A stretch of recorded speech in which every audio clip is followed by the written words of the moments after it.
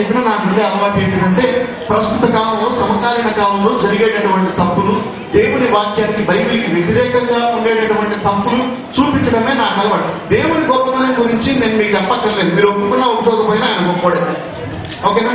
కానీ మనలో ఉండేటటువంటి తప్పుల్ని సరి చేసుకోవడానికి అవసరమైనటువంటిది అందించడమే నిజమైనటువంటి దేవుని ప్లాన్. మీరు బాధపడతారనో లేకపోతే ఏదో అనుకుంటారనేటటువంటి భయం ఏమి నాకు లేదండి. దేవుని వాక్యం ఏం చెప్తుందో యాక్చువల్గా అదే చెప్తాను. చాలా మంది కుటుంబాల్లో దేవుడు మిమ్మల్ని ఎప్పుడో వదిలేశారు, ఆ విషయం మీకు అర్థం కావట్లేదు. బైబిల్ గ్రంథంలో చూడండి, మలాకీ గ్రంథము ఒకసారి వాళ్ళ జీవితాల యొక్క లైఫ్ స్టైల్, మన జీవితం యొక్క లైఫ్ స్టైల్ ఒకవేళ వాళ్ళల్లో ఉండేటటువంటివే కనుక క్యారెక్టరిస్టిక్స్ మనలో కూడా కనుక ఉంటే దేవుడు మనల్ని కూడా నిర్మమాటంగా వదిలేస్తారు. అవునా? ఇశ్రాయేలు ప్రజల్ని అదే పనిగా బానిసత్వంలో నుంచి విడిపించుకొచ్చినటువంటి ప్రజల్నే దేవుడు మొహమాటం లేకుండా మీద నేను మాట్లాడడం ద్వారా అని వదిలేశాడు. మనమెంత చూడండి ఒకసారి వాళ్ళని మనం కంపేర్ చేసుకున్నాము. నేను మీ ఎడల ప్రేమ చూపి ఉన్నాను, అయితే మీరు ఏ విషయమందు నీవు మా ఎడల ప్రేమ చూపి ఉండు. హల్లెలూయా. ఎచ్చులు ప్రతిది దేవుడు మనల్ని ప్రేమించాడంట, కానీ తిరిగి వీళ్ళు ఏమని ఉండాలో తెలిసినా, నువ్వు మమ్మల్ని ప్రేమించావా? ఎప్పుడు నాయన? నేనంతా కష్టపడి, నేను కింద మీద పడి నేను బిల్డింగ్ కట్టుకున్నాను, నేను కింద మీద పడి నేను చర్చి కట్టుకున్నాను, నేను అది చేశాను, నేను ఇది చేశాను. దేవుడు అంటాడు, నాయన నేను కదా నీకు ప్రేమించి ఆయన మొత్తం ఇచ్చింది అని ఇశ్రాయేలు ప్రజలు అంటే వాళ్ళు అంటున్నారంట రివర్స్ లో క్వశ్చన్, ఏ విషయమందు నీవు మా ఎడల ప్రేమ చూపితి మందురు. ఓకే, నెక్స్ట్ షార్ట్ కట్ అన్న 6th verse 6వ వచనం.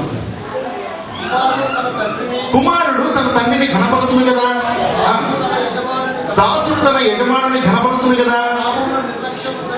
నా నామమును నిర్లక్ష్య పెట్టు యాజకులారా, నేను తండ్రినైతే నాకు రావాల్సిన ఘనత ఏమాయన. నంబర్ 1, దేవుడు ఆయన నువ్వెప్పుడు మమ్మల్ని ప్రేమించావు అన్నారంట. నంబర్ 2, దేవునికి ఇవ్వాల్సినటువంటి ఘనతను వాళ్ళు దేవునికి చెల్లించట్లేదంట.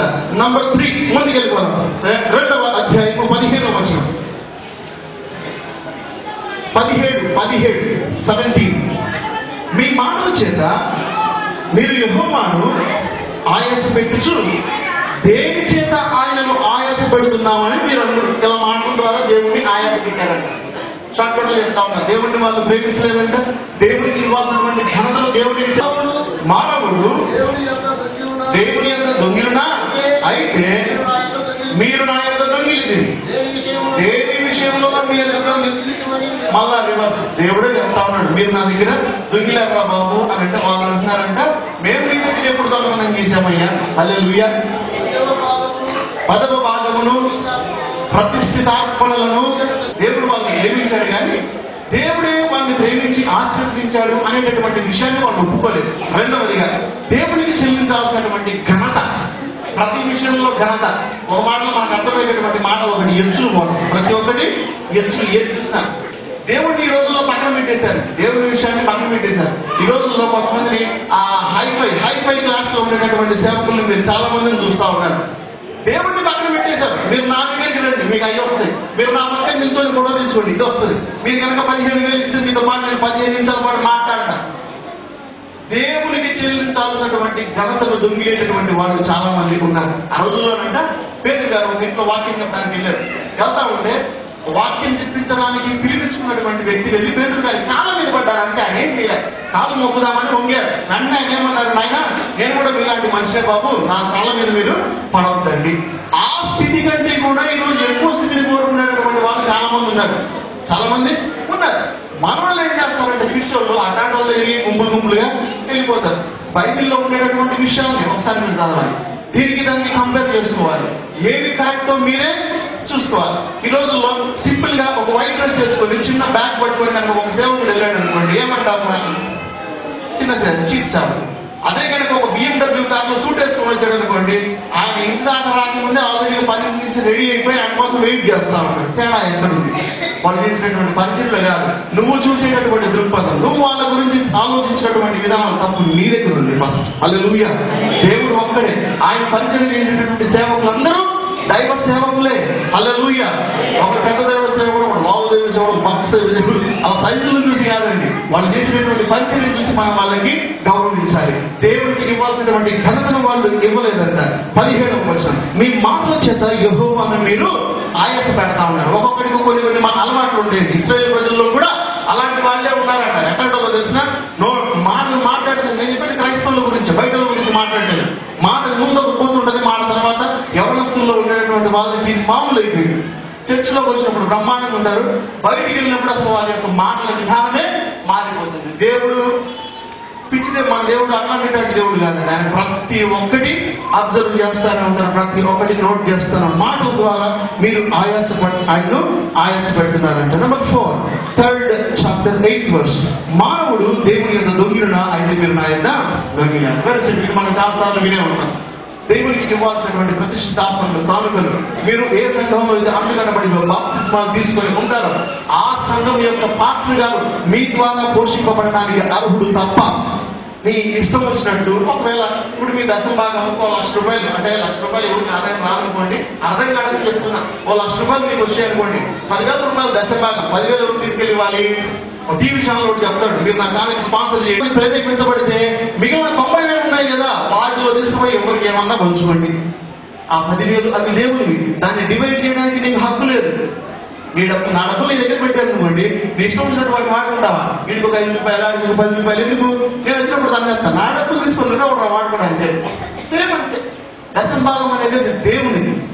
నిన్ను పోషించేటటువంటి సంఘ కాపరికి తప్ప దాన్ని అనుభవించగలిగేటటువంటి హక్కు లేనే లేదు. సేవకుల దగ్గర వచ్చి ఈ రోజుల్లో ఇంకో ప్రాబ్లం, వచ్చినటువంటి ఆ దశంభాగాన్ని, కానుకల్ని లగ్జరీస్ కోసం ఉపయోగించేటటువంటి దైవ సేవకులు ఉన్నారు.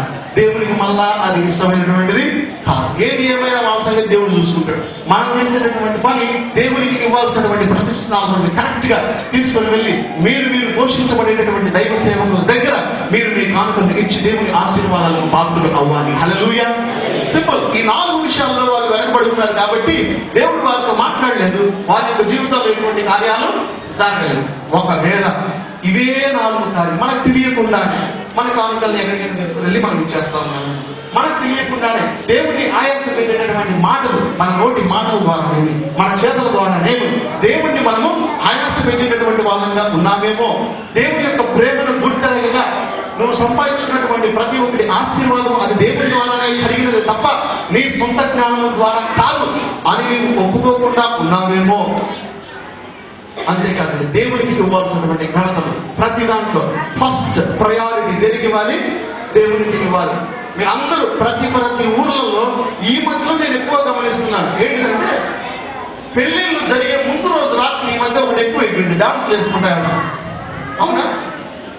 పెళ్లిళ్ళు జరిగేటటువంటి ముందు రోజు ఎవరు క్రైస్తవ వివాహాల గురించే నేను చెప్తున్నా, బయట గురించి చెప్పట్లేదు. పేరుకు క్రైస్తవ వివాహాలు, ముందు రోజు రాత్రేమో డాన్సులు, ఇష్టం వచ్చినట్టు నడవళ్ళు. ఈ మధ్య అడ్వకేట్ విలియమ్స్ గారు ఒక మాట చెప్పారు. ఆ మాట అన్నారు ఆయన, ఏం చెప్పారంటే, చర్చిలో దేవుని దగ్గర ఉన్నంతసేపు అంట స్తోత్ర బలి అంట, చర్చి దాటిన వెంటనే బాహుబలి టికెట్ల కోసం అడుగుతాడంట. లేదు, ఆయన చెప్పింది ఎగ్జాక్ట్ కరెక్ట్. ఇక్కడ ఉన్నంతసేపే దేవుని యొక్క మాటలు, దేవుని విషయాల మీద ఉంటారు, కానీ బయటికి వెళ్ళాక రక్షణ మార్గానికి దారేది అని చర్చిలో అడుగుతారంట, బయటికి వెళ్ళాక అత్తారింటికి దారేది అని అడుగుతారంట. కదా, అంతా కామన్ అయిపోయింది అందరికీ ప్రతిదీ. కానీ ఒక విషయాన్ని మాత్రం గుర్తుపెట్టుకోండి, మనం చేసేటటువంటి ప్రతి పని, నువ్వు చూసేటటువంటి ప్రతి సీరియల్, నువ్వు వినేటటువంటి ప్రతి వాక్యము అన్ని దేవుడు ఖచ్చితంగా లెక్క రాస్తూనే, ఏది కూడా వాటిల్లో తప్పిపోలే. వాటిల్లో దేవుడికి ఇష్టం లేనటువంటివి ఎన్ని ఉన్నాయో మనల్ని మనం సరి చేసుకోవాల్సినటువంటి అవసరం ఉంది. అవన్నీ చేస్తూ, దేవుడికి ఇష్టం లేనటువంటివన్నీ చేస్తూ ఆయన దగ్గర నుండి ఆశీర్వాదాలను నువ్వు ఎక్స్పెక్ట్ చేసినట్లయితే అవి నీకు ఏమాత్రం పొరపాటులో కూడా దొరకదు. అందుకే చాలా మంది క్రైస్తవుల యొక్క జీవితాలు ఇట్లా ఉన్నాయి, ఇట్లా క్షీణించిపోయినటువంటి స్థితుల్లో ఉన్నారు. వారి కుటుంబాలు సరిగ్గా లేనటువంటి పరిస్థితుల్లో ఎందుకున్నారంటే దేవుడు వారితో మాట్లాడటం మానేశారు, చీకటి యుగాల్లో గడుపుతున్నారు. అటువంటి చీకటి యుగాల్లో, అటువంటి చీకటి బ్రతుకుల్లో, అటువంటి విధంగా ఆ చీకటిలో మన కుటుంబాలు ఉండకూడదు అని అంటే నేను చెప్పినటువంటి ఈ 4 కాదండి, ఆ మలాఖీ గ్రంథాన్ని ఒకసారి చదవండి, ఇంకా చాలా విషయాలు కనపడతాయి. ఇశ్రాయేలు ప్రజల్లో ఉండేటటువంటి నెగిటివ్ పాయింట్స్ చాలా కనపడతాయి. వాటిని మనలో లేకుండా మనం జీవించినప్పుడు, నేను చెప్తాను కదండి, వాక్యం చెప్పినప్పుడు 100/100 విని అదే ప్రకారంగా నడుచుకోవడం అనేది ఒక మానవునిగా కొంచెం ఇబ్బందికరమైనటువంటి విషయం. కానీ సరి చేసుకోగలిగినటువంటి పాయింట్స్ కొన్ని ఉంటాయి. ఉదాహరణకు వచ్చిన ఎగ్జాంపుల్ చెప్పి క్లోజ్ చేసుకుంటాను. ఒకరోజు నేను గిద్దరులో మీటింగ్ జరుగుతున్నాయి. హుబ్లీ నుంచి ఒక స్పీకర్ వచ్చారు. ఒక లేడీ ఎవరో వచ్చారు, ఉప్పి నుండి స్పీకర్ వచ్చారు, దూరంగా వెళ్ళి నిలబడి బండి మీద కూర్చోండి, బండి మీద కూర్చో, ఏ మీటింగ్ జరిగినా వెళ్ళి దాన్ని చూడటం అలవాటు, సరే ఎట్లా జరుగుతున్నాయని. ఆమె వాకింగ్ చెప్పడానికి లేయడం ఆమె మాట అన్నారండి. ఏమన్నారంటే, నాయన ఇక్కడ మీరు ఎంతమంది ఉన్నారో చాలా మంది ఉన్నారు, మీరు మీ చేతుల్లో బైబిల్ ఉంటాయి, ముందుగా మీ బైబిళ్ళకి గౌరవం ఇవ్వడం మీరు నేర్చుకోవాలి. చాలా మంది తమ తమ బైబిళ్ళ మీద రాయబడినటువంటి గ్రంథము, దీనికి అసలు మామూలు బుక్కే మనం ఇంపార్టెన్స్ ఇచ్చి దాని యొక్క ప్రాముఖ్యతను ఇతరులకు చూపలేనటువంటి మనము మిగిలినటువంటి మాటలన్నిటి నేను ఏం చెప్తానబ్బా అని మనం సిగ్గేసి అప్పటికప్పుడు సెలవు తీసుకొని జోలో పెట్టుకున్నాను. ఆ రోజు నుంచి బైబిల్ మీద నేను పాటల బుక్ కూడా పెట్టాను. ఆ మాట నన్ను అంతగా ఇన్ఫ్లుయెన్స్ చేసింది. హల్లెలూయా. మిగిలినటువంటి వాక్య సంగతేమో ఆ ఒక్క మాట మాత్రం నన్ను చాలా వచ్చింది. నీ చేతిలో పడినటువంటి పరిశుద్ధ గ్రంథానికే నువ్వు వాల్యూ ఇవ్వలేనప్పుడు అందులో ఉండేటటువంటి మాటలన్నిటికీ నువ్వు ఏ రకంగా ఫాలో కాగలవు అని ఆ సిస్టర్ పేరు కూడా నాకు తెలియదు. కానీ ఆమె చెప్పినటువంటి ఆ వాక్యం మొత్తంలో నేను నేర్చుకున్నది, ముందుగా బైబిల్ గ్రంథానికి వాల్యూ ఇవ్వాలి. హల్లెలూయా. కాబట్టి దేవుడు బిడ్డలారా, మీలో కూడా అనేక మంది కుటుంబాలు ఉన్నాయి. దేవుడి యొక్క కార్యాలు మన కుటుంబాల్లో జరగట్లేదు, ప్రార్థనలు చేస్తున్నాం, ప్రార్థనలు చేయించుకుంటున్నాం, అయినా సరే మన కుటుంబాల్లో ఆశీర్వాదపు కార్యాలు కనపడట్లేదంటే దేవుడు మనతో మాట్లాడేది ఇప్పుడు మానేసుకుంటాడు. ఆయన తిరిగి నీతో మాట్లాడాలి. నేను విన్నాను తండ్రి, అవును ఆయన ఇశ్రాయేలు ప్రజలతో నువ్వు మాట్లాడటం మానేశావు. వాళ్ళు అనుకుంటున్నారు నేను దేవుని బిడ్డలమే అనుకున్నారు, కానీ నువ్వు వాళ్ళతో మాట్లాడటం మానేశావు. నీ కార్యాలు వాళ్ళ కుటుంబంలో జరగడం ఆగిపోయాయి. ఆయన మేము కూడా ఆల్మోస్ట్ అదే పరిస్థితుల్లో ఉన్నాం. ఎవ్రీ సండే ప్రతి ఆదివారం చర్చికి వెళ్ళేటటువంటి వారమే, ఉపవాస ప్రార్థనలో పాల్గొనేటటువంటి వారమే, పాస్టర్ గారి గొప్ప దైవజనుల ద్వారా ప్రార్థనలు చేయించుకున్నటువంటి కుటుంబమే నాది. అయినా సరే నా కుటుంబంలో నీ కార్యాలు కనబడట్లేదు, నీ శాంతి సమాధానాలు నా కుటుంబంలో కనిపించట్లేదు. ఆయన ప్రాబ్లం ఎక్కడ ఉంది? నా దగ్గరే ఉంది. నా కుటుంబంలోనే సమస్య ఉంది. నీకు వ్యతిరేకమైనటువంటి పనులను, నీకు ఇవ్వాల్సినటువంటి ప్రాముఖ్యతను, నీకు చెల్లించాల్సినటువంటి ఘనతను నేను నీకు చెల్లించట్లేదు నాయన. నీకు చెల్లించాల్సినటువంటి ప్రతిష్ఠితార్పణలను, నిన్ను ఆయాసపెట్టేటటువంటి మాటలు ఒకవేళ నాలో ఉన్నట్లయితే వాటిని తీసివేయండి అని దేవుడిని అడుగుదాం. అడిగినటువంటి వారిని ఏమాత్రం తోసివేసినటువంటి వాడు కాదు ఆయన.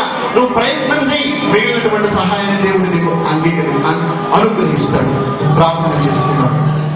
ఇదిగో తండ్రి, ఈ యొక్క ఆలయ ప్రతిష్ఠ దినము రోజు ప్రభువా, పరిశుద్ధాత్మ తండ్రి, ఇదిగో దేవా ఉదయ కాలం నుంచి మాతో బలపరిచిన దేవా మీకు స్తోత్రములు తెలియజేస్తున్నాం. అయా నీ దాసుని ప్రభువా ఇచ్చినందుకు స్తోత్రములు తెలియజేస్తున్నాం. దేవా ఇదిగో తండ్రి, పరిశుద్ధాత్మ దేవా నువ్వు ప్రేమించినావు, కానీ ప్రభువా మేము ప్రేమించలేకపోయామయ్యా. పరిశుద్ధాత్మ తండ్రి, ఇదిగో దేవా నీకు ఇవ్వాల్సిన ఘనతలు మేము ఇవ్వలేము ప్రభువా. ఇదిగో తండ్రి, ఆనాడు ఇశ్రాయేలు ప్రజలు ఇదిగో తండ్రి వారి యొక్క హృదయాన్ని కాఠిన్యపరుచుకొని ప్రభువా, ఇదిగో దేవా నీ మాటలు ఎందు లక్ష్యం తీర్మానం తీసుకొని ఈ మాటల ద్వారా ప్రభువా ఆదరించబడుతున్నారో దయగల మా తండ్రి వారిని స్థిరపరచమని ప్రార్థన చేస్తున్నాం.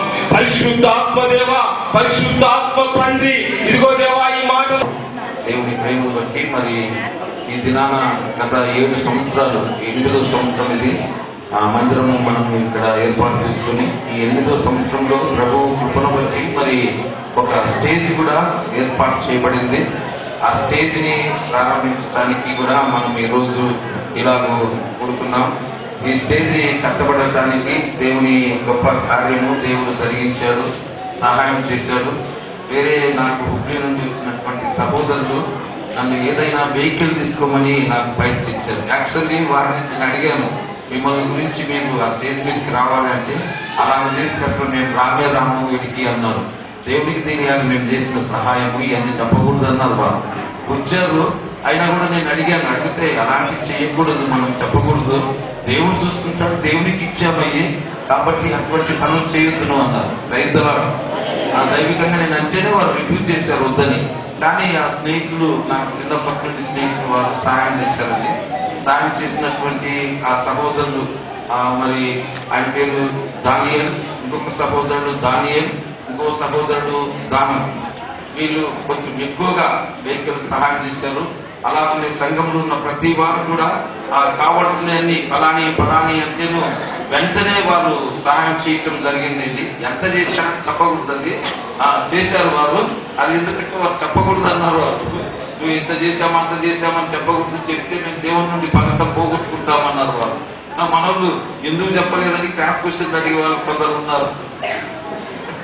కాబట్టి చాలా సాయం చేశారండి. మొదట తర్వాత సంఘం చాలా గొప్ప దేవుని కృపలు అండి. ఈ సంఘం అన్నది చాలా గొప్పదండి. సంఘం అంతా ప్రాణం పెట్టే సంఘం అండి. ఇలాంటి సంఘం మరి దేశంలో ఉందో లేదో తెలియదు నాకు. ఈ సంఘం మాత్రము దైవజనం కోసం ప్రాణం పెడతారు. దేవుని పనుల కోసం ప్రతి ఒక్కరు సహకరిస్తారండి. రైతులో కాబట్టి దేవుని మహాకృపలో ఇలా మరి దేవుని ప్రేమ వల్ల, దేవుని ఆదరణ వల్ల, అందరి యొక్క సహకారం వల్ల మరి కొన్ని ప్రాంతాల్లో నుండి అనేకులు సహకరించారు, సహాయం చేశారు. దేవునికి స్తోత్రం. అలాగనే ఈ సహాయాన్ని ఉగ్రి నుండి మా బావగారు, మా చెల్లెలు భర్త గారు అయినటువంటి ఫ్రాన్సిస్ గారు అనేక సందర్భాలు ఇక్కడికి రావటము, మరి ఎక్కడి నుంచి చేసే సహాయాన్ని అందించటము, అలాగే సంఘ సహాయం అంతా కలుసుకుని పూర్తిగా ఎలాంటి ఇది లేకుండా ఇది పూర్తి చేయడం జరిగిందండి. ఎక్కడ అడగకుండా సార్ గారు తీవ్రం మాట్లాడినా ఇది అక్కడ ఎలా ఉంటుందంటే అండి, ఈ యొక్క ఈ పరిచర్య ఈ సంఘంలో ఉండేటువంటి స్థితిగతులు ఎలా ఉంటాయంటే, ఒకరిని బయటికి వెళ్ళి ఒక అన్యుల దగ్గర అడిగేటువంటి అవకాశమే ఉండదండి. అలా ఇవ్వరండి. ఒక పని చేద్దామని తమ్ముడా నువ్వు ఇది తెచ్చి పెట్టాలి అంతే, వచ్చి పని ఉంటాయండి. ఇది నువ్వు ఇది చెయ్యాలి అంతే, వచ్చి ఉంటాయండి. అంతే, ఇంకా ఇది కావాలి, వేరే మాటలు ఉండదండి, వచ్చి చేస్తారండి. దేవునికి స్తోత్రం. ప్రభు కృప వల్ల, దేవుని ప్రేమ వల్ల, సంఘం యొక్క ప్రార్థన, సంఘంలో ఉన్న ప్రతి కుటుంబం, ఇక్కడ పరిచయం చేసే ప్రతి కుటుంబం యొక్క ప్రార్థన మరి ఈ స్థలం కూడా సంఘంలో సభ్యులు వారు దానికి ఇవే ఇవ్వాలి, దేవుని పనికి సహకరించాలి. అలాగనే వారి స్థలం ఇవ్వటమే కాదండి, ప్రతి పనిలో వారి భాగం గ్యారంటీగా ఉంటుందండి. రైతులో సహకరిస్తారు. సంఘంలో ఉండే ప్రతి వ్యక్తి యొక్క పార్ట్నర్షిప్ అంటే వారు ఎందుకు పార్ట్నర్షిప్ అవసరం అంటే, ఇది మరి సల్మాన్ సార్ గారు వారు చేసినటువంటి గొప్ప సహాయం, వారు తీర్మానం దేవుడే కలిగించాడు, చేయించారండి పనులు. ఇక స్టేజ్ లో కూడా దేవుడే కలిగించాడు, చేయించాడు. అందరు సపోర్ట్ కొట్టండి. సంఘానికి నేనంటే ప్రాణం. అలాగే కొనసాగుతున్నాం. దేవుని మహాప్రేమలో కూడా ప్రభు ఆశీర్వాదకరంగా కొనసాగించాలి. అలాగనే మన తిరుపతి సార్ కూడా నాకు ఆత్మీయుడు. ఆయన మొట్టమొదటి నుండి కూడా ప్రతి విషయంలోనూ ఆయన ఎంతగానో సహకరించారు. తర్వాత నేను ఇక్కడికి వచ్చిన తర్వాత నేను ఇష్టపడే వారిని నేను ప్రేమిస్తానండి. సార్ గారు అంటే నాకు చాలా ఇష్టం అండి. కారణం ఏమిటంటే, నేను ఎలాంటి వాడినైనా సార్ గారు నన్ను గురించి చాలా ఆత్మీయంగా భావిస్తారు కనుక నేను ఈ కార్యక్రమానికి తప్పక రావాలి సార్ మీరు అన్నాను. రావాలంటే తప్పక వస్తాను ఆయన అన్నాడు. అలాగే దేవుని కృపను బట్టి వాళ్ళకి అవసరమైన వాళ్ళని మాత్రమే నేను ఇంకోటండి ఎంత రంజిత్ నువ్వు మాట్లాడాలి, నువ్వు దైవ సేవకునిగా చూడాలని చెప్పాను. నేను క్యాషోప్లేయర్గా చూడాల్సింది. నేను ఒక దైవ సేవకునిగా చూడాలి. నేను క్యాషోప్లేయర్ హార్మోనిస్టులు మోసపోయినట్టు ఉండకూడదు. నువ్వు ఒక మంచి దైవజనుడిగా నువ్వు జీవించాలన్నది నా ఆశ అండి. అందుకోసమే రంజిత్ నిలబడి దేవుని వాక్యాన్ని పరిచర్యలో పాల్గొనండి. సంగీతం ఇది కాదండి, మనల్ని దేవుని రాజ్యానికి వారసత్వం పొందాలంటే దైవికమైన భావంలో జీవించాలి, ఆయనలో కొనసాగాలి, ఆయనలో నివాసాలి చేయాలి. ఈ భావనతో ఏర్పాటు చేసాం. అనేక మంది సేవకులు వచ్చారు. అలాగే ఇప్పుడు అందరం లేచి నిలబడతామండి. మరి మీరందరూ బయటకు వెళ్ళిన తర్వాత సార్ వచ్చి స్టేజ్ ఓపెనింగ్ చేసి అక్కడ కార్యక్రమము ప్రారంభము అందరూ లేచి నిలబడండి.